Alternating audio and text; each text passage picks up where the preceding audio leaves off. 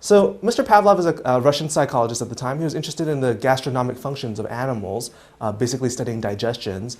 And so he had, basically in his laboratory, he had like dogs in different cages, and he would just come and bring them food every day and measure their salivation to the food, right? Thinking that the salivation is a measure of digestion and eating and appetite.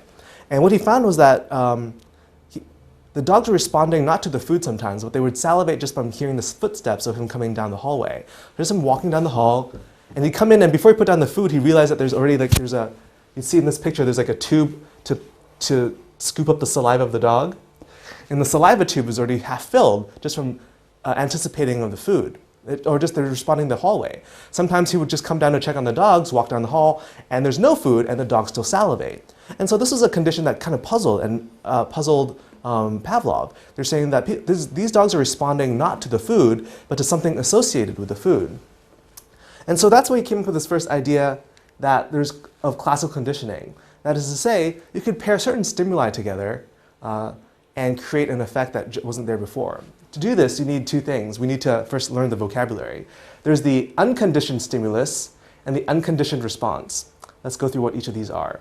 So the unconditioned response is the natural automatic association and responses. So for example, in this case, Pavlov's dog, you see the food, and that leads to salivation. The unconditioned stimulus is the food, and the unconditioned response is the salivation. Pretty classic. Again, you don't have to train or learn anything of this. It's just a natural association.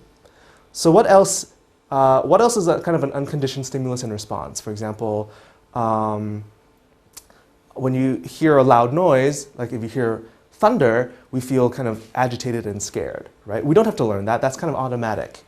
Maybe seeing a lion and feeling afraid is another unconditioned stimulus and response. Okay.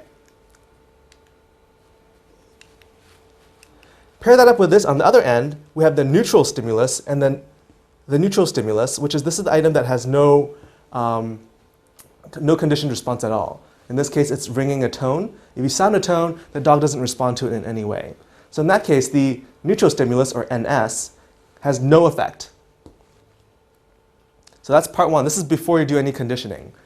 Okay, so what did Pavlov do? So during the conditioning, the neutral stimulus is paired with the unconditioned stimulus. Thus, the neutral stimulus, the tone, is paired up with the food, and that leads to the unconditioned response. Make sense? So you hear the tone, present the food, and then the dog starts to salivate. So far, so good. Now what happens after the conditioning is now after the conditioning, the dog has learned to associate the neutral stimulus with the unconditioned stimulus. So the conditioned stimulus, now the tone, leads to salivation, the conditioned response. Okay? So there's kind of four terms here. Let's start with the US, unconditioned stimulus, leads to the UR. The NS, neutral stimulus, has no effect. When you pair that up, the neutral stimulus becomes the conditioned stimulus,